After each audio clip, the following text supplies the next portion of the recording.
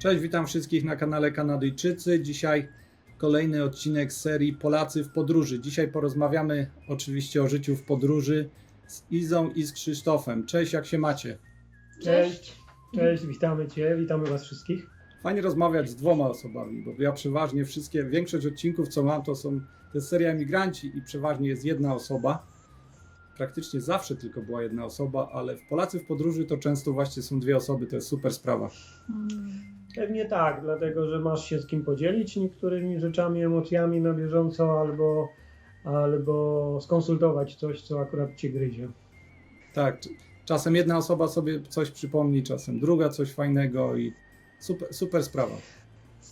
Posłuchajcie, odwiedziłem waszą stronę internetową ludziepodróżują.pl i muszę powiedzieć, że lista państw, które odwiedziliście, jest naprawdę imponująca. Może szybko przeczytam. Otworzę sobie szybko waszą stronę. I podróże to nasza pasja. I tutaj macie po lewej stronie Kolumbia, Ekwador, Peru, Boliwia, Argentyna, Chile, Urugwaj, Brazylia, Paragwaj, Azja, Tajlandia, Wietnam, Malezja, Kambodża, Laos, Singapur. No, muszę wam powiedzieć, że już trochę tego było. Czy możecie powiedzieć, że już połowę świata zwiedziliście? Chyba więcej niż połowę. Absolutnie tak nie możemy powiedzieć. Pewnie dlatego, że my tak nie do końca to liczymy. Te kraje tak nie do końca liczymy, także na pewno nam jeszcze bardzo dużo brakuje, ale to bardzo dobrze, bo jakby wszystko ciągle przed nami. To prawda, rekordzistów jest wiele osób, które podróżują i my nie naliczamy jakby na liczniku tych wszystkich destynacji, w których jesteśmy. Ale faktycznie nazbierało się już ich kilkadziesiąt, dlatego że na tej liście na stronie nie ma wszystkich jeszcze. Aha, no tak, nie ma Stanów Zjednoczonych, nie ma Kanady, nie ma Alaski, to zależy Nie ma jak Wenezueli, nie ma Jordanii. Aha, no tak. Jeszcze wiele Ach, krajów Egipt tam jest jeszcze pominięty. przecież, tak, dużo. Ale to na pewno nie jest, w dalszym ciągu nie jest to pół świata, więc tak.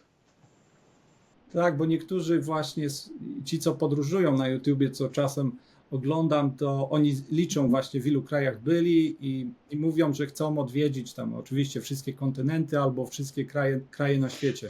Wiesz co, my mamy jakby z każdym rokiem, czy z każdą kolejną podróżą uczymy się tego, że są naprawdę bardzo różne sposoby podróżowania i też jakby z każdą naszym spotkaniem podróżnika, czy poznawaniem go, zaczynamy respektować tak naprawdę różne style podróżowania, różne metody na poznawanie świata i jakby każdy sposób jest ok, wszystko jest jakby dozwolone pod warunkiem, że jakby trzyma się to w jakichś takich normach niekrzywdzenia innych, może to tak o to chodzi, niekrzywdzenia świata, środowiska.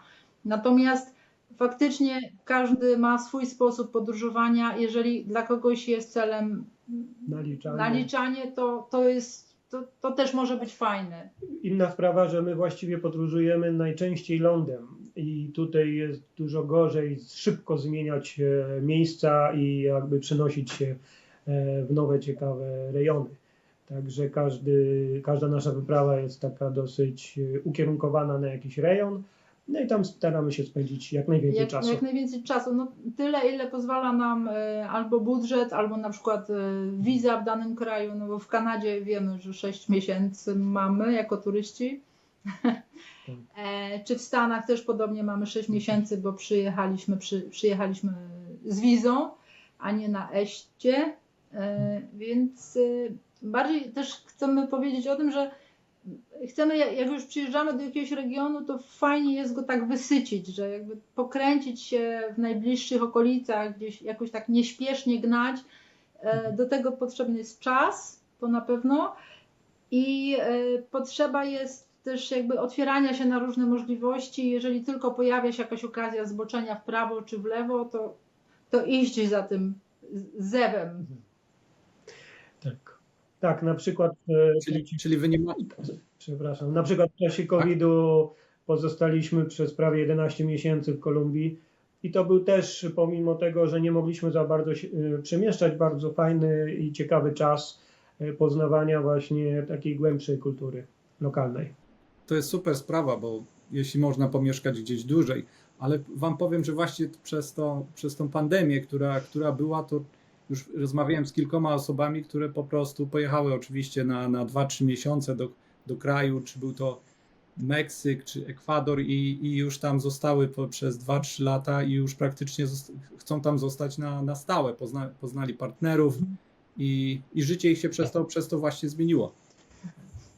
No, A trudno tu poznać partnerów, tak? Znaczy poznajemy partnerów, ale nie da się jakoś tak tego zamienić.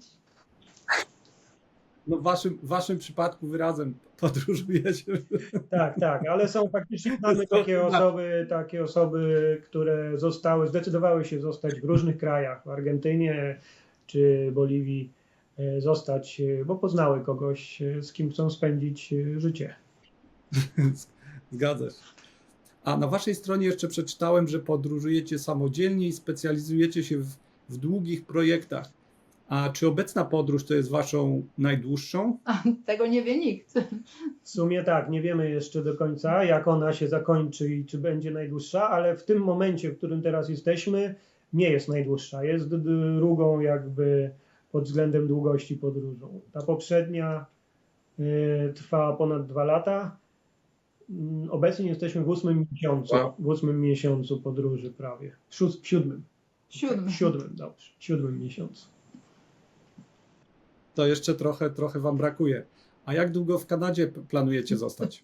6 miesięcy. Wiesz co, no zima nas trochę goni w sensie takim, że trudno jest jednak swobodnie podróżować w zimę, a jednak Kolumbia Brytyjska tu przysypana jest śniegiem i to znacznym w tych okresach, miesiącach zimowych, więc przypuszczam, że za jakiś miesiąc już opuścimy ten rejon Ameryki Północnej i będziemy się przemieszczać gdzieś dalej. Tam, gdzie cieplej. No tak, taki jest zamysł. A czy macie już jakiś plan, jakie kraje, gdzie będziecie podróżowali? Czy to jeszcze nie jest Wiesz pewne? co, ponieważ zaskoczył nas trochę COVID i musieliśmy zweryfikować nasze plany wcześniej i też wróciliśmy do Polski na 2 lata i rozpoczęliśmy teraz ten projekt od Meksyku, także z Meksyku przejechaliśmy na Alaskę przez Stany Zjednoczone i Kanadę, także teraz, ponieważ zbliża się zima, przemieszczamy się w cieplejsze rejony i będziemy zmierzać w Meksyk, Gwatemala, Kostaryka, Salwador koniecznie, bo słyszeliśmy, że jest piękny, a jeszcze nie mieliśmy okazji go zobaczyć. No i później Panama i tam podejmiemy decyzję pewnie im bliżej ciśniny Darien Gap, z którą każdy podróżnik przemieszczający się pomiędzy Amerykami się musi zmierzyć z transportem samochodu lub siebie, bo nie można tamtędy po prostu przejść. Więc wtedy w tym rejonie pewnie podejmiemy decyzję co do losu dalszej, jak będzie wyglądała ta kolejna część wyprawy. Nie chcemy jej kończyć za szybko. Super. To jeszcze nie wiecie, kiedy pojawicie się w Polsce. Fajna sprawa móc sobie tak podróżować i jeszcze i mieć taką po prostu możliwość. A jeszcze nie zapytałem was, skąd z Polski pochodzicie?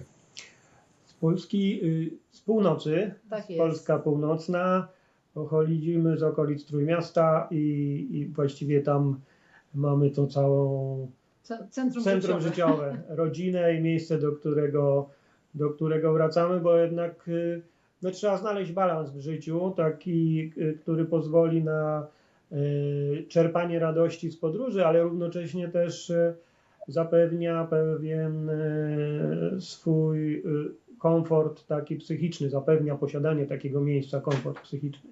Więc to Trójmiasto i okolice są dla nas no, bardzo ważne. Czyli zawsze macie dokąd wrócić. A pewnie wszyscy się będą zastanawiali, jak to wygląda, finanse jak wyglądają, bo taka 2-letnia podróż, czy jak teraz już jesteście 8 miesięcy, to na pewno trochę kosztuje. I czy wy pracujecie zdalnie podczas waszych podróży? Wiesz co, w zasadzie nie. tak można powiedzieć, że jakby nie ma na to miejsca, nie ma na to przestrzeni, bo jeżeli pracujesz zdalnie, musisz mieć stabilny internet, żeby mieć stabilny internet, musisz się na dłużej zatrzymać. Często klienci, kontrahenci nie chcą czekać, bo coś jest na szybko. Zdarza się? Zdarza się, ale jest to sporadycznie. Natomiast ponieważ już ten temat jakby wypłynął finansów, to jakby to zawsze są dwie drogi. Albo ograniczasz wydatki, albo po prostu musisz zarabiać więcej, czyli nie wiem, zatrudnić się na 2, 3, 4 etatach i tak dalej.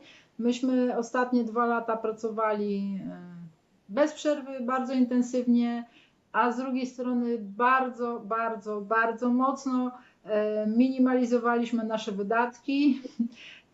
Ci, którzy nas znają, nasi przyjaciele czy rodzina, to wiedzą, bo czasami jest to dla nich przede wszystkim też bardzo uciążliwe, ale też jakby nasza podróż jest niskobudżetowa. My podróżujemy na małym budżecie, w zasadzie śpimy w samochodzie, bo mamy tak pojazd przygotowany, żeby móc w nim spać. Gotujemy sami, także jakby w tych droższych krajach na pewno nie korzystamy z usług restauracyjnych, ale miło jest, jak ktoś, kogo poznamy po drodze, zaprosi nas na jakiś poczęstunek, to też jest zawsze fajnie, bo można poznać lokalną kuchnię trochę bliżej i zawsze jest to ciekawe doświadczenie. Zgadza się. Fajna sprawa. A ja zauważyłem na waszych zdjęciach, że wy podróżujecie samochodem i ten samochód jest na polskich blachach, że tak powiem. A powiedzcie coś więcej o waszym aucie i domyślam się, że auto przypłynęło z Polski do Ameryki, To tak? auto już jest drugi raz w Ameryce. Najpierw była w Ameryce Południowej, teraz jest w Północnej i kto wie, gdzie będzie dalej. Ale to jest auto, które przygotowywaliśmy specjalnie do wypraw takich długoterminowych. Ma wiele, nie chcę wchodzić teraz w techniczne szczegóły, chyba że będziesz dopytywał, to tu jest specjalista, ale faktycznie można powiedzieć, że zrobiliśmy taką swoistą konwersję tego samochodu na samochód wyprawowy, taki, w którym można spać, w którym jest woda, w którym jest gaz i prąd, to nie. Nie, prąd jest. Mamy małą elektrownię w postaci panela solarnego, przetwornicę na 220, lodówkę, ogrzewanie, więc jest to mini camper, ale jest takich wiele na świecie i w Polsce też, które są tak właśnie przystosowane do podróży. Wybór marki, co prawda, jest może kontrowersyjny i nie wszyscy się zgodzą, że Land Rover Defender akurat jest najlepszym pojazdem do takich długich wypraw. Ale nam się spodobał od samego początku, sprawdza się w miarę, funkcjonuje, można go technicznie ogarniać, ale do jakby kwintesencji pytania, wziął się w Ameryce, przypłynął statkiem na potrzeby tej wyprawy z Niemiec do Veracruz, do Meksyku i tam właśnie, jak Iza mówiła, zaczęliśmy tą wyprawę. Poprzednio trochę było inaczej, bo mieliśmy bardziej przygodową teleportację do Ameryki Południowej, bo płynęliśmy przez miesiąc statkiem razem z samochodem, statkiem towarowym, więc to była też bardzo ciekawa, fajna przygoda i dla Defendera również. To super sprawa.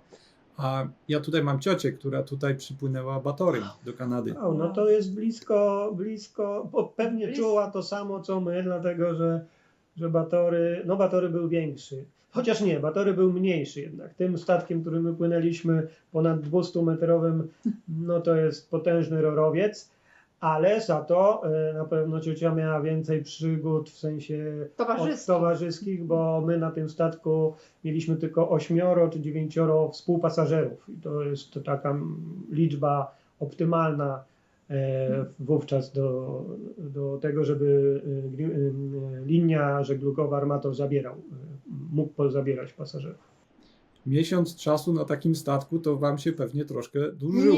Nie, to był wspaniały, cudowny czas, gdzie mogłeś być taki oderwany od rzeczywistości, nie musiałeś się niczym martwić, bo miałeś zapewnioną kajutę, 3 posiłki dziennie i mogłeś być sam na sam ze swoimi myślami. bez internetu. Wow. Super sprawa. Ja bym chciałbym taką podróż przeżyć, tak miesiąc sobie odpocząć od To wszystkiego. oczywiście my troszkę sobie żartujemy, Trochę bo żartujemy, to to wszystko prawda. zależy od osoby, od osobowości. Od potrzeb, od temperamentu. Tak jest. Nam ona przypasowała, dlatego że z Defenderem to była już nasza trzecia taka podróż transatlantycka, bo poprzednia wyprawa wcześniejsza też transport odbył się drogą morską. Wówczas z motocyklami płynęliśmy do Ameryki Południowej, ale tak nam się spodobało, że postanowiliśmy trzeci raz również wykorzystać tą możliwość i płynąć. I pewnie teraz do Meksyku czy do Kanady, bo wstępnie był plan na Amerykę Północną, żeby do Kanady dopłynąć. I pewnie też byśmy popłynęli razem z naszym pojazdem, natomiast niestety armator po COVID-zie nie uruchomił takiej usługi, więc musieliśmy jednak dolecieć, a auto dopłynęło. A czy na statku mieliście internet? Chyba nie. Nie. Na statku Na nie ma. statku nie. Tego typu na statku nie ma. Być może na wielkich cruiserach jest. Tam można było dzięki uprzejmości kapitana wysłać jednego maila dziennie bez załączników, ale to jest naprawdę niewspółmierna jakby jakość dostępu do internetu. Wow, to super sprawa. Przez miesiąc byliście praktycznie oderwani od informacji ze świata. Dokładnie. Ale za to mieliśmy różne inne atrakcje, bo Mieliśmy wpływaliśmy siebie. oczywiście też, ale wpływaliśmy do różnych portów w Afryce, w Senegalu do Dakaru, czy w Brazylii do Florianopolis albo Rio de Janeiro, więc to są takie urozmaicenia tej nudy statkowej. Super sprawa. A jakie macie tutaj plany w Kanadzie? Czy przyjedziecie tutaj troszkę na wschód, czy to jednak trochę za daleko? Planujecie odwiedzić Ontario, czy nie ma takiej możliwości? Znaczy, możliwości są zawsze, jak sobie je stworzymy. Wiesz co, nie myśleliśmy jeszcze o tym w ten sposób, bo no, też troszkę jest tak, że faktycznie zbliża się ta zima i chyba chcielibyśmy lekko odbić na dół, natomiast no są różne plany i być może również nas tam zawieje. Podczas tej wyprawy, którą realizowaliśmy do tej pory, takim najważniejszym celem, poza Alaską, ale taki ukłon w stronę Kanady, była miejscowość tak to jak tak, czyli najwyżej wysunięty na północ punkt Kanady i chyba kontynentu. Być Tak. może tak, takiego lądowego Kontynentu, dojazdu. tam na gdzie można Dempster dojechać, Highway. na Dempster Highway i to było dla nas naprawdę niesamowite przeżycie. Pomimo, że jest to taka super też w naszej ocenie turystyczna trasa, Pomimo, że bardzo odległa, to turystyczna. ale jest bardzo ciekawe doświadczenie.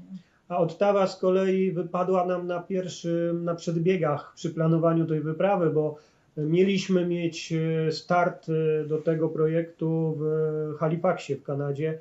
Jednak zmieniliśmy go na Veracruz, Meksyku, ponieważ był to styczeń i nie chcieliśmy baśnie marznąć w środku zimy w północnych rejonach. Dlatego Ottawa nam niejako wypadła, a tak czy inaczej no, jest pewna opcja, że zmodyfikujemy plan i po powrocie z Ameryki Południowej zależy od tego, gdzie się zdecydujemy udać. Na północ czy na południe. W tej chwili jeszcze jesteśmy w takiej komfortowej sytuacji, że jeszcze możemy trochę zadecydować, gdzie pojedziemy. Dużo nie, bo jakby Afryka już nam odpadła na tej jakby wyprawie z różnych trudnych przyczyn, ale być może zjedziemy do Panamy i wtedy drugą wschodnią stroną wybrzeża pojedziemy i kto wie. Być może Ottawa też się znajdzie na tej liście. Co prawda, bo nie wspomnieliśmy jeszcze chyba o jakby konspekcie czy zamiarze tej wyprawy tutaj do Ameryki Północnej, do Ameryki Północnej. Ten projekt zamyka niejako nasze poprzednie dwa projekty podróżnicze i nazywa się Cztery krańce Ameryki. Dlatego te dwa południowe w Ameryce Południowej, które w poprzednich latach jakby eksplorowaliśmy i teraz wspomniana już Dempster Highway i Dalton Highway z 2 najdalej wysuniętymi punktami na północ, wieńczą jakby przejazd całą panamerykańską tą konstrukcją drogi biegnącej przez oba kontynenty. Super. A która to już jest wasza wyprawa w życiu? Bo tych państw już się uzbierało, to czy jesteście w stanie Liczenie nie jest naszą powiedzieć? mocną stroną. Jest. Jest, tak. Znaczy, która taka gruba, w cudzysłowie taka duża wyprawa, właśnie bardzo długoterminowa, bo nie wiem, chyba powyżej miesiąca to się już robi długoterminowa, tak mi się wydaje, może dłużej. Powyżej standardowego urlopu, to jest chyba 3. czy 4. taka wyprawa. 4, tak, to jest 4. wyprawa. Wcześniej spędziliśmy parę tygodni w Azji, potem właśnie południowa, 8 miesięcy, potem 2 lata, no i teraz obecna Północna. północna. Tak. Na ten moment jeszcze północna. A czy macie w planach już jakąś kolejną podróż? Wiesz co, no planów jest bardzo dużo. Jak to ktoś nam ostatnio napisał, że Defendera to jeszcze nie było na Księżycu, to może. No, na razie jeszcze się nie przymierzamy, ale jest jeszcze parę kontynentów, które fajnie byłoby zobaczyć. Między innymi ta Afryka wspomniana, bo w Afryce nas tak naprawdę jeszcze nie było. Ale to jest taki na ten moment to jeszcze też jest taki zew przyszłości i zobaczymy, jak to się wszystko potoczy. Trudno nam też mówić teraz o planach na przyszłą wyprawę, bo jakby jesteśmy cały czas w trakcie. Więc to może dużo rzeczy się tu jeszcze pojawić. Myślę, że tak, jesteśmy na takim etapie, że jeszcze planujemy. Jesteśmy teraz przez chwilę w Salmon Arm w Kolumbii Brytyjskiej. Chwilę tutaj jeszcze pobędziemy chyba około 2 tygodnie, tak troszkę,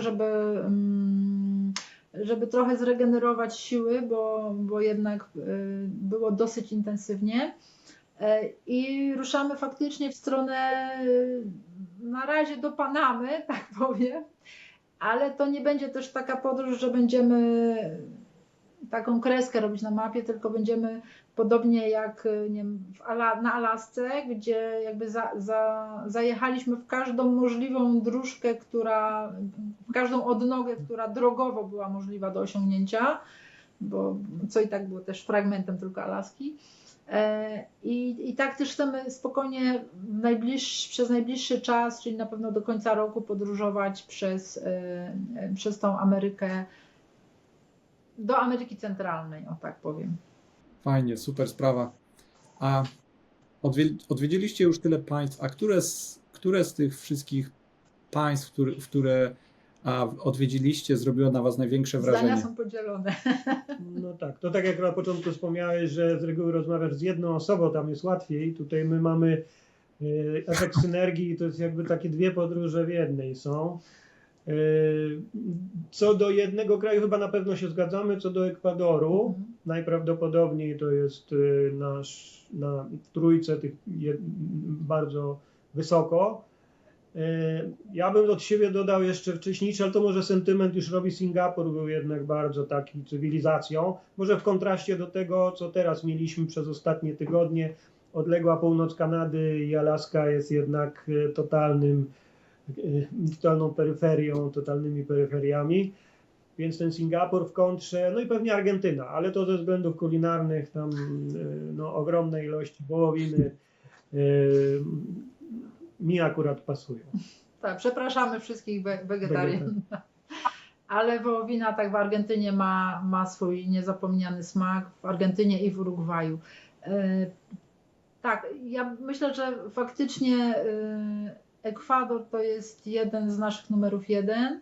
Kolumbia też jest fantastyczna i bardzo, bardzo ciekawe jest Chile, bo jest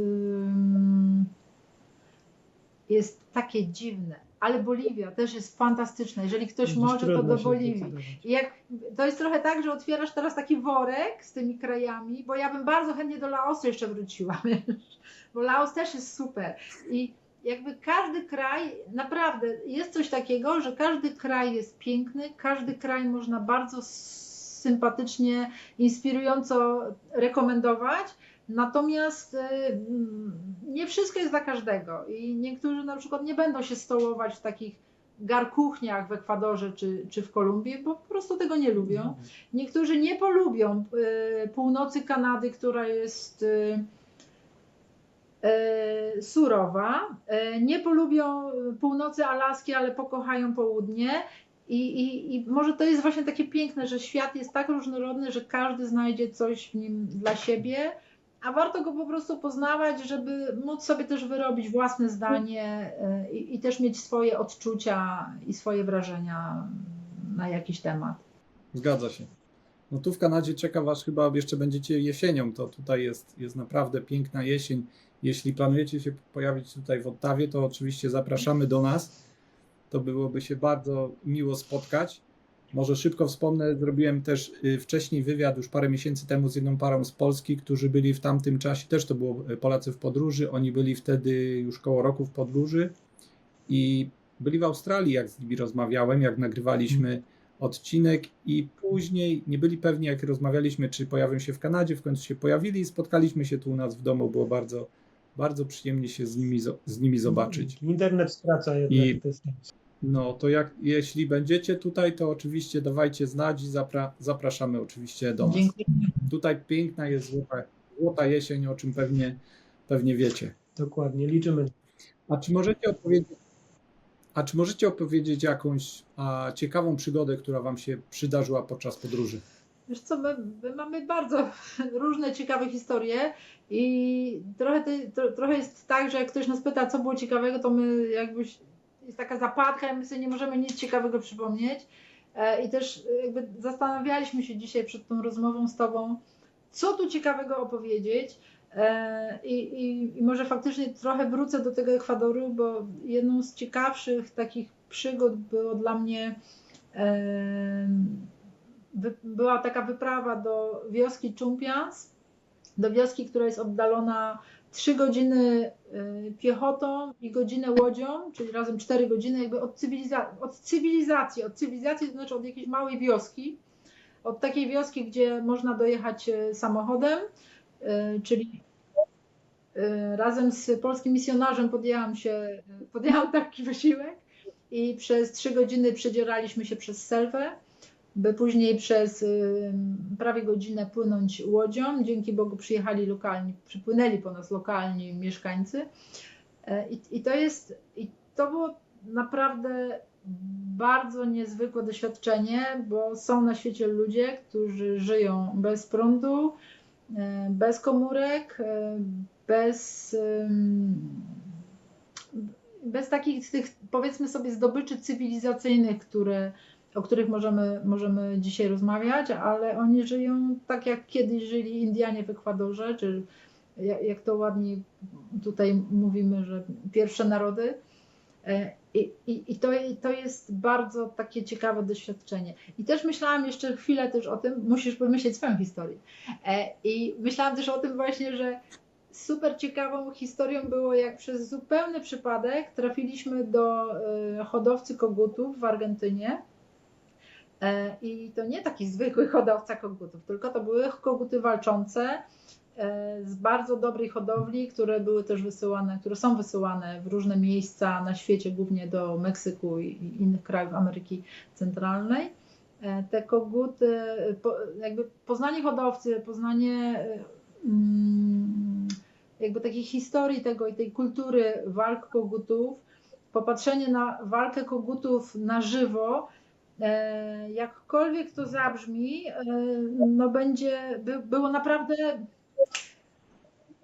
czymś niezwykłym, bo jakkolwiek to zabrzmi w takim kontekście praw zwierząt i jakby tego poszanowania dla natury i dla każdej żywej jednostki, ale jakby sam fakt patrzenia na to i bycia na tej farmie kogutów był niezwykły. I od razu, nie wiem czemu, mi się przypomniało, jak byliśmy też przez przypadek na Koridzie, w maleńkim peruwiańskim, w małym peruwiańskim miasteczku, gdzie były obchody patrona miasta. I uczestnictwo w korridzie miejscowej, lokalnej, bardzo małej społeczności, gdzie wszyscy piją chicze, taki lokalny kukurydziany napój lekko procentowy, naprawdę daje takie poczucie chociaż lekkiego zanurzenia się w taką społeczność, w kulturę lokalną i to jest bardzo ciekawe i inspirujące. Teraz twoja kolej. Właśnie to zadziałała pewna telepatia, bo ja przesłałem myśl o korridzie to było bardzo blisko kanionu Kolka, ale to może ja nawiążę, że razem z Defenderem udało nam się dojechać na sam dół i wjechać kołami dokładnie do dna kanionu Kolka w Peru. I jakby to też jest dosyć duże wyzwanie po całej korridzie i atrakcjach kulinarnych, które tam były. Te przewyższenie prawie 2000, niecałych 2000, ale tam jest naprawdę potężna wysokość i zjazd był bardzo wymagający. Więc no, mnóstwo takich rzeczy, a dla kulinarnych, jakby dla równowagi kulinarne, to trafienie w Urugwaju na targ, nie na targ, ale właściwie na takie zawody lokalne w pieczeniu barana, gdzie i nie tylko barany, tam były i pancerniki, i barany, i koziołki, były po prostu dziesiątki sztuk pieczeniny, którą można było próbować i naprawdę przyrządzanych przez gaucho, którzy wiedzą jak to zrobić, żeby smakowało. Super sprawa. A wracając do Peru, to szybko wspomnę, zrobiłem też wywiad kilka miesięcy temu z Pawłem z Peru, który mieszkał w miejscowości, jak się nie mylę, Iquitos. Chyba tak. Tak, może być. To jest inna część amazońska. Tak, tam nie można chyba dróg, tam nie ma dojazdowych, tylko można się tam Amazonką dostać. I on ma ciekawą historię, bo on pojechał do Peru jako misjonarz i jako ksiądz i tam spotkał zakonnicę, w której się zakochali się w sobie, wystąpili z kościoła i teraz są parą i mieszkają, pracują jako nauczyciele i on ma 1,91 m, tak jak ja zresztą, jest bardzo wysoki jak na Peru, tak? Tam Peruwiańczycy są, jak wiecie, nie są wysocy, to on tam się jeszcze bardzo wyróżnia, plus jego wzrost to jest naprawdę, się wyróżnia i on, jeśli chcecie posłuchać, to on zaczął niedługo YouTube kanał na YouTube i nazywa się Oko Dżungli. Tam już ma chyba 10 odcinków, dopiero zaczął. Ja mu też w sumie go trochę namówiłem, bo on ma naprawdę w fajnym miejscu mieszka i ma tam dużo ciekawych rzeczy do pokazania i bardzo fajnie mu to idzie. Jeśli chcecie, to zapraszam. Oko Dżungli. Pablo z Peru. Dobrze. Chętnie rzucimy okiem, bo to takie nasze rejony, do których chętnie wracamy. No, możecie się zawsze z nim skontaktować, on jest bardzo, bardzo fajny. A przejdźmy w drugą stronę, czy przydarzyła wam się jakaś niebezpieczna sytuacja podczas podróży? Wiesz co, niebezpieczne sytuacje, staramy się unikać ryzyka związanego z podróżami. Jak sobie sięgnę pamięcią wstecz, to najbardziej ryzykowne były kontakty jednak z cywilizacją, paradoksalnie, że tu, gdzie nasza podróż zbliżała się do dużego miasta i przebywaliśmy w tych dużych miastach, to tam najczęściej czyhały na nas jakieś niebezpieczeństwa, jakieś tam próby kradzieży w Buenos Aires albo w Boliwii, w Sucre, w stolicy kraju. Poza tą cywilizacją właściwie taki paradoks, ale nie natykaliśmy się na żadną taką żaden niebezpieczny moment. Żeby chociaż jakiś pająk nas zaatakował. Raz widzieliśmy wielkiego pająka na drodze. No tak, szedł naprawdę potężny jak wielkość Na Yukonie talerza. Widzieliśmy wielkie niedźwiedzie. Grizzly chodziły niedaleko nas, to prawda, ale wiesz, to są takie rzeczy, nad którymi masz kontrolę, bo możesz się wycofać, znasz pewne zasady, które funkcjonują w takich sytuacjach. Jednak człowiek jest drapieżnikiem chyba najwyższym, najbardziej niebezpiecznym i tutaj ta cywilizacja powoduje, że że mieliśmy takich kilka nieprzyjemnych sytuacji. Znaczy, no ja też tak myślę, że po prostu trochę jest tak, że my ani nie szukamy takich sytuacji, ani ich nie prowokujemy. Wiesz, no jak byliśmy w Kartagenie, to nie wychodzimy o 21 na nocne balety, chociaż chcieliśmy bardzo. No słyszeliśmy, że ludzie szukali wrażeń w postaci białych proszków i znajdowali potem kłopoty związane z tym wszystkim. My jesteśmy za To jest spokojni, po prostu. Dokładnie. Ale znaczy chyba taką najbardziej stresującą sytuację mieliśmy w Limie w Peru, gdzie mieliśmy No tak, o tym stłuczkę zapomniałem. w zasadzie, bo wjechał w nas stłuczk, taki wypadek, w sensie wjechał w tył z naszego samochodu, wjechał motocyklista, młody człowiek i się niestety troszkę połamał, ale w Limie, czy tam w Peru ogólnie jest tak, że jakby nie ma tam takiej ochrony danych osobowych, tylko po prostu cała rodzina tego człowieka zaczęła nas w internecie, na różnych forach, na Facebooku zaczęła nas mówić, tak, musicie zapłacić, to wasza wina, wiesz, no gdyby to była nasza wina, to może, wiesz, my tak czy inaczej, wiesz, uruchomiliśmy naszego ubezpieczyciela, a czy może mogliby jakieś odszkodowanie, czy coś można by zrobić w tej sprawie. Na pewno była to super stresująca dla nas sytuacja i to jakby było takie niebezpieczeństwo, ale to jest chyba to, co Krzysztof mówił wcześniej, że to jakby najwięcej niebezpieczeństw można jednak oczekiwać od samego człowieka. Tak, i takiej jakiejś nieuczciwości, pazerności, czegoś takiego. Ja muszę wspomnieć a propos tych niebezpiecznych, że ja na tej wyprawie ekwadorskiej do dżungli się wymigałem od tego. Ja zostałem wówczas w bezpiecznym schronieniu na misji takiej, też odległej bardzo daleko, bo na samej granicy z Peru w Ekwadorze, ale ja tam zostałem i żona sama poszła, więc ta... Z misjonarzem. Z misjonarzem, tak, ale jednak przeprawa przez rzekę, płynięcie łodzią, naprawdę kilkunastogodzinny wypad był mniej ryzykowny niż, no nie rozstajemy się raczej w mieście, nie chodzimy samodzielnie, bo jednak on w naszych oczach ten pobyt w mieście przynosi więcej niebezpieczeństw. To ja kiedyś przeprowadziłem wywiad z jedną dziewczyną, w sumie już z kilkoma, ale jedna mi opowiadała sytuację, jak zapytałem się oczywiście, czy Meksyk jest bezpieczny.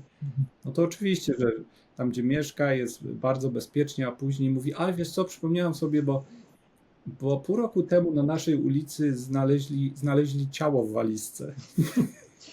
No widzisz, no zawsze musi być łamanie reguły. Ale to z nami z każdego podwórka, każdy ze swojego podwórka zna jakąś historię i gdzieś można przytoczyć przykład, że niebezpiecznie może być wszędzie, niekoniecznie w podróży. Najczęściej w domu też zdarzają się. Znaczy, ja myślę, że to chyba polega na tym, że podróżując i dosyć często zmieniając miejsca, ciągle jesteś, ja to tak nazywam, jesteś na takim stand-by'u, czyli że szukasz takich niezgodności i nieścisłości, co ci nie pasuje w otoczeniu, a że nie wiesz, jak powinno być, więc jakby wszystko jest lekko podejrzane, więc cały czas jesteś taki lekko, może nie, że spięty, ale uważny. Jesteś taki uważny, bo nigdy nie wiesz, z której strony wyjdzie niedźwiedź na przykład. Teraz tutaj. Myśleliśmy, że jesteśmy w niewielkim stosunkowo miasteczku, by się tu mieszkańcy obrazili, ale jesteśmy w stosunkowo niewielkim miasteczku. No i sprzątamy rano samochód, a po prostu tak sobie przeszedł niedźwiedź. I to jest dla nas trochę niespotykane, tak? No bo Jednak to zwierzę niebezpieczne i wszyscy każą być ostrożnym. Tak. A on przeszedł kilkanaście metrów i się oddalił, ale trzeba mieć świadomość, że te niebezpieczeństwa wszędzie czyhają ze strony dzikiej natury i naszych jakby cywilizacyjnych obciążeń. Jest. A poza tym też jest w kontekście tych niebezpieczeństw wiele razy mamy takie zapytania od naszych obserwujących, nasze profile czy nasze kanały na mediach społecznościowych o Boże, gdzie wy tam wjeżdżacie, ja bym się bał, a jak się coś stanie z samochodem. I to faktycznie jest trochę tak, że pomimo dbamy, chuchamy na ten nasz pojazd, no to zawsze może się coś zupełnie niespodziewanego gdzieś w jakiejś czarnej dziurze wydarzyć. Więc no też jakby bierzemy różne rzeczy bierzemy pod uwagę, zanim jednak się zdecydujemy gdzieś wjechać w jakieś ostępy. Ja zrobiłem wywiad też kilka miesięcy temu z Adamem, który jeździ po zamarzniętych jeziorach tutaj w Kanadzie, czyli na dalekiej północy i on tam często, on chyba ma taką bazę w Yellowknife w ogóle i właśnie on opowiadał historię, że tam w tej miejscowości, nie wiem, to chyba było w zeszłym roku, też właśnie ojciec pojechał, była rodzina, ojciec pojechał po zakupy, a matka wyszła chyba z 2 dzieci na spacer, no i już nie wróciły z tego spaceru, bo niedźwiedź po prostu zamordował wszystkich, te dzieci, tą matkę, straszna tragedia, to było tam, on opowiadał bardzo blisko, bardzo głośno, znaczy się, no bo to na pewno rzadko się zdarza, ale trzeba mieć, jeśli się mieszka w takich miejscach, tak daleko na północ, trzeba mieć świadomość i że coś takiego może się Jak zdarzyć. słyszymy to lokalnych mieszkańców, którzy wiedzieli, jak się zachować, tak? A jednak nic to nie dało. Tak. No, zgadza się. A czy często spotykacie Polaków podczas podróży? Czy zdarza wam się? Tak mówię zupełnie przypadkowo. Wiesz co, bardzo często spotykamy Polaków, spotykamy i podróżników, i turystów, no bo to tak troszkę jednak lekko to rozdzielamy. Szczególnie w tej części, znaczy nie w Alasce i tym, ale w ogóle w Stanach Zjednoczonych. To chyba była taka koncentracja. Tak, ale I wiesz w Kanadzie co, też. nie ma jakby region świata też jakby nie ma znaczenia, bo ja mam takie wrażenie, że Polacy są wszędzie i są to zarówno i turyści, i podróżnicy, i mieszkańcy danego regionu. Zawsze gdzieś kogoś można spotkać.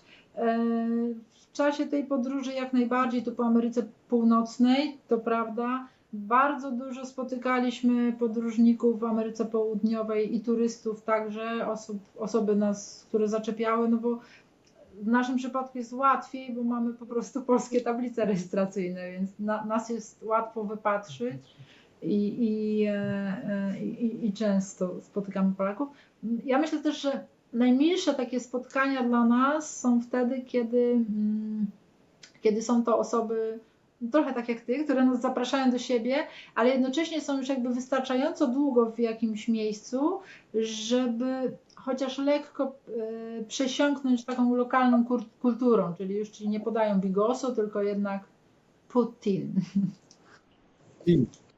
Czy już jedliście putin? Nie, to podstawy, czekamy na odstawę. Tak. To chyba rejon tamtejszych kulinarnych, tak? No tutaj jest bardzo popularny, jest to taka tradycyjna tutaj potrawa. Okay. Jeszcze nie mieliśmy okazji, ale jesteśmy przekonani, że to wkrótce nastąpi. To jest sos pieczeniowy z frytkami, jeszcze często serem jest to posypane. Okay. Bardzo, bardzo dobre. Namówiłeś, okej. A czy mogę wiedzieć, gdzie teraz jesteście? Bo widzę, że to jest bardziej jakiś dom chyba, tak? Czy w hotelu jesteście? Nie, jesteśmy, wiesz co, my często korzystamy, często. Czasami korzystamy z Workawaya i teraz też jesteśmy na takim Workawayu. Pomagamy Jackie w utrzymaniu ogrodu w należytym porządku i w zamian za to możemy porozmawiać z tobą, z rodziną, wyspać się w łóżku i różne inne pomniejsze rzeczy. Tak, to jest rejon Salmon Arm i tutejszej skupiska kilkunastu fajnych miasteczek i sporej ilości jezior. To w tej części Kolumbii Brytyjskiej. No zakładamy, że jesień będzie bardzo piękna, dlatego chcemy tu troszeczkę wykorzystać ten czas, przeczekać i zobaczyć, tak jak wspominałeś o Ottawie i okolicach, to ta sama szerokość geograficzna tutaj powinna być też bardzo atrakcyjna. Super. Miałem w sumie do Was jeszcze jedno ostatnie pytanie, abyście powiedzieli, jakie macie plany na przyszłość, ale już o tym rozmawialiśmy, już wiem, co będziecie w przyszłości robić, gdzie pojedziecie I życzę Wam, abyście tutaj dotarli, żebyśmy się zobaczyli. Może wtedy zrobimy jeszcze jeden update, bo chyba teraz jesteście nie tak długo w Kanadzie, około 2 tygodni, tak? Jesteście w Kanadzie, tak? Wiesz co, jakby w tej części drugiej chyba 3. tydzień, bo jednak ten pierwszy dojazd prawie 3-tygodniowy z dotarciem do Dempster Highway też nam zajął jakieś 3 tygodnie, więc w sumie tak, pewnie jesteśmy około 5 tygodni w Kanadzie generalnie podczas tej podróży. Znaczy, my sobie zdajemy też sprawę, że to nie jest jakby też tak długo, jakbyśmy chcieli i nie jesteśmy tak wysyceni tym krajem. Może jakbyśmy tego też, jakbyśmy oczekiwali tego, ale dużo rzeczy składa się na to, że jednak czasem musisz te plany lekko zmodyfikować czy nagiąć. My bardzo się cieszymy, że udało nam się dotrzeć po pierwsze do Tak Tu Jak Tak, ale też ja teraz mogę mówić za siebie, bo ja się bardzo zafascynowałam tutejszą, w sensie z Yukonu i nie tylko, bo jakby też tej całej części zachodnio-północnej Kanady. Zafascynowała mnie kwestia gorączki złota, szczególnie w Klondike, czy przy rzece Klondike. I to była naprawdę niesamowita sprawa, jak to wszystko się odbywało wcześniej, na początku XX wieku, cała historia tego i zarówno miejscowość Whitehorse i Dawson City to po prostu... No to są perełki takie naprawdę tego okresu. Perełki, tak. Tak. I to wszystko... Czy mieliście okazję szukać złota? Nie, bardziej historycznie do tego podchodzimy, tak też socjologicznie, skąd się to wydarzyło, jak to było, dlaczego, wiesz, bo to trochę jest tak, że przyjeżdżasz w jakiś region i w zależności od tego, ile masz czasu, ile masz też takiej motywacji, żeby dowiedzieć się czegoś więcej, bo z pewnością Yukon czy ten obszar Kanady to nie tylko gorączka złota, tylko masa innych rzeczy. Ale... Historycznie one się tutaj jakby miks robił, bo przecież jeszcze nie ustanowiono granica między Alaską a Yukonem, Kanadą też jako krajem późniejszym, no, dawała możliwość przepływu swobodnego przepływu ludziom w poprzednich wiekach i przecież tu było mnóstwo wschodnich z Syberii osób, które tutaj były. Dopiero potem gorączka złota i zmiany polityczne. Ale to jest, wiesz, jak podróżujesz, to jest takie piękne, że przyjeżdżasz i zaczynasz się dowiadywać czegoś więcej o kraju, o zwyczajach, o ludziach. Zaczynasz tak kolokwialnie mówiąc rozkminiać skąd, po co, dlaczego, co spowodowało, że ludzie są tutaj tacy, a nie inni. W Kanadzie są zupełnie inni ludzie niż gdziekolwiek indziej na świecie. To czym się tutaj ludzie charakteryzują? Mieszanką. Tak w skrócie, wiesz, że naprawdę są tacy super pomieszani, bo jak byliśmy na tej głębokiej, powiedzmy sobie, północy i też przez Yukon, jak gdzieś tam przejedziesz, to faktycznie, ale też na Alasce, ale Alaska to już nie Kanada, dobrze, no to jakby widzisz, że faktycznie są takie rejony, gdzie są, ładnie mówimy, pierwsze narody i że faktycznie to widać, a gdzie indziej przyjeżdżasz do zwykłego miasta, a tam w ogóle mieszanka, nie, czyli ludzie o różnych kolorach skóry, o różnych fizjonomiach, ale nie po prostu różnych, że tak różnych, tylko różnych widać, że różne rodziny różnej takie. entymologii takiej pochodzenia. Tak jest. I to widać. I to też jest ciekawe, że to jest takie mocno pomieszane. My Polacy chyba powinniśmy się uczyć tolerancji właśnie od takich społeczeństw, które żyją w takiej symbiozie. Zgadza się. No u nas też jest bardzo duża mieszanka, no ale jak wszędzie w Kanadzie jest bardzo dużo osób z Indii, z Chin, zewsząd, naprawdę. Zresztą cała Kanada tak samo wygląda. A wspomnieliście wcześniej o tej granicy, że ona tak między wtedy tą Kanadą a Alaską była taka płynna, tak? To wam powiem, że nawet to było gdzieś 25 lat temu, tutaj mi wujek opowiadał, gdzie tutaj ta granica między Stanami, to jeszcze było 25 lat temu, nie mówię wcześniej, bo wcześniej było pewnie jeszcze łatwiej, Ale na przykład przyjechał tu mój kuzyn, to było ze 25 lat temu albo 30 lat temu, coś takiego. I on przyleciał do Kanady z Polski oczywiście na wakacje tutaj do rodziny, a mój wujek wziął swoje 2 dzieci, wsadził jego do samochodu i pojechał z nim do Stanów Zjednoczonych, z tym, że ten mój kuzyn nie miał w ogóle wizy. I oni tylko podjechali na granicę i ten na granicy ten strażnik tylko się popatrzył się na nich, pyta się, gdzie jadą, kazał im tylko powiedzieć, jak mają na imię. No to każdy tam, to ten mój kuzyn tak powiedział z takim francuskim akcentem, bo oni tak wszyscy mówili i popuścił ich.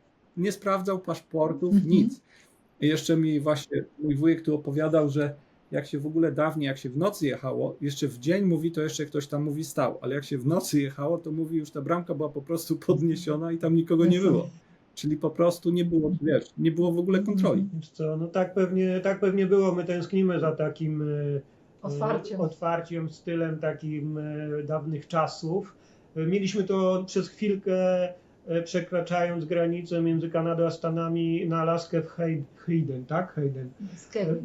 W Skagway też, ale po prostu nie ma posterunku, bo generalnie jakby nie ma tam, to jest taki ślepy zaułek tych rejonów wybrzeża alaskańskiego. Stewart też, tak. Więc mnóstwo takich jest pozostałości, relikwii takich w przeszłości, gdzie fajnie nie czuć tej presji na karku, szczególnie my jako Europejczycy, Polacy, że jednak wiza jest konieczna, że Ameryka cię nie wpuści. Ale bo rozumiem, że przepraszam, że teraz tylko tak nawiążę do tego Batorego, bo to bardzo ciekawy temat dla nas, statkowy, ale rozumiem, że to oczywiście już było po II wojnie światowej. O tak, to był, powiem szczerze, 60 może któryś rok, nie chcę kłamać, ale tak myślę, bo moja ciocia chyba pierwszy raz przyjechała do Polski w 70 chyba drugim, czy coś takiego, nawet nie wiem, ale to gdzieś było w tych chyba lata 60. Ostatni jakby gwizdek i jedyna szansa wtedy była bezpośrednio z gdyńskiego portu dopłynąć do Stanów, tak? Po II wojnie. Ale to i tak miała dużo szczęścia niż osoby, które płynęły z Gdyni przed II wojną światową, bo Gdynia uruchomiła też taką linię Gdynia American Line i pływali do Buenos Aires, mówili wszystkim na wschodnich rubieżach, że do Ameryki płyniemy wszyscy, bierzmy całe rodziny. To byli emigranci. I emigranci płynęli w 30 latach XX wieku do Argentyny i cóż, zostali, dostali kawałek ziemi i musieli tam się zagospodarowywać. Myśleli, że są w Ameryce, a w Argentynie jednak trochę inne realia. No tutaj turystyczny, podróż turystyczna, tak. Tam zmiana życia totalna. Tutaj byliśmy parę dni temu, nasze dzieci były na kampie przez tydzień, gdzie my pierwszy raz po 14 latach zostaliśmy z żoną sami w domu, bo ja mam 2 dzieci i oni oboje pojechali, to jest taki z polskiej szkoły, taki kamp i te dzieci pojechały, to jest od Ottawy 2 godziny na północny zachód i to miejsce, ten rejon tam nazywa się Kaszuby, polskie Kaszuby, ponieważ jest tam jest pierwszy polski settlement w Kanadzie. I tam jest takie małe, bardzo malutkie takie muzeum, taki bardziej skansen, tak parę domków tylko tam stoi, ale nadal tam są polskie ulice, no oczywiście polski kościół, nawet jeziora mają polskie nazwy, tam widziałem ulica Kościuszki była, bardzo fajne miejsce i to, gdzie oni tam byli, to też były takie domki, po prostu no super sprawa, duża jadalnia. Z tej perspektywy to pewnie robi wrażenie, nie? Bo to jest jakby taki namacalny dowód tej polskości. Tak. Ale podobnie... I jest tam nawet miejscowość, która nazywa się Wilno. Czyli już nie Polska, ale okej. No była tak, to jest ten sentyment jeszcze sprzed wojny pozostał, tak? Te wszystkie Kresy Wschodnie.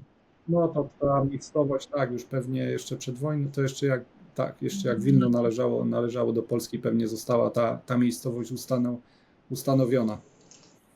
Jest też polska restauracja tam w tym Wilnie, ale już Kanadyjczycy ją prowadzą, więc Zatraca już. tylko nazwy Tak są polskie, ale nie polecam tej restauracji, bo Wiesz co, no Polacy pewnie mieli ogromny wkład. Wydaje mi się, że gdzieś czytałem, że Chicago, kiedy było malutką wioską, to właśnie było założone przez polskich osadników. To była pierwowzór jakby. Więc coś w tym jest, że Polaków poza innymi nacjami na tym kontynencie naprawdę było mnóstwo w początkach. Ale też to Polacy, wielu Polaków przyczyniało się też do rozwoju pewnych państw, żeby wspomnieć tutaj Malinowskiego, który koleje w Peru, a nie tak dawno odkryłam most, który był na Alasce, który był projektowany przez syna Heleny Modrzejewskiej.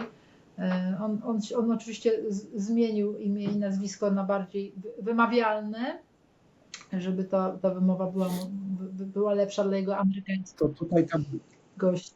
gdzie byliśmy w tym Wilnie, to tam obok jest taka miejscowość, nazywa się Barry's Bay i tam jest pomnik właśnie Polaka pilota czy konstruktora, nie pamiętam już dokładnie tej historii, bo byliśmy tam bardzo dawno temu, ale oni zaczęli, chyba był pilotem, ale tam zaczęli projektować jakieś samoloty i one odrzutowe były chyba za dobre, bo oni to, że tak powiem, szybko, przyjechali Amerykanie, szybko to zamknęli i wszystkich zabrali do Stanów i tam chyba dalej kontynuowali po prostu ten projekt. Ale tam jest cała ta historia opisana w miejscowości Barry's Bay. A co do Chicago, to tam był ten Pulaski, z tego co pamiętam, bo ja mieszkałem w Chicago właśnie. O Chicago, ja tam 7 lat mieszkałem, więc no jest tam dużo Polaków. Było, Nie wiem, tak? czy byliście w Chicago. Te początki. Proszę? Jakaś prawda w tym jest. Te początki Chicago są związane mocno z polskością. Z Polakiem. Tak. I tam Polaków jest oczywiście, jak każdy wie, to jest drugie chyba największe polskie miasto na świecie. Po Warszawie. Po Warszawie, tak. No dobrze. Okay. Super, posłuchajcie, bardzo Wam dziękuję za tą rozmowę. Było bardzo miło z Wami porozmawiać i w ogóle Was poznać, bo pierwszy raz się widzimy i mam nadzieję, że tutaj dotrzecie do Ottawy i że spotkamy się tu na miejscu i może nam się wtedy porozmawiamy więcej o Kanadzie, jak już będziecie tutaj przez parę jeszcze miesięcy i wtedy nagramy taki szybki może tutaj update już na miejscu i na żywo. Okej. Jesteśmy umówieni, być może bez internetu, na żywo właśnie.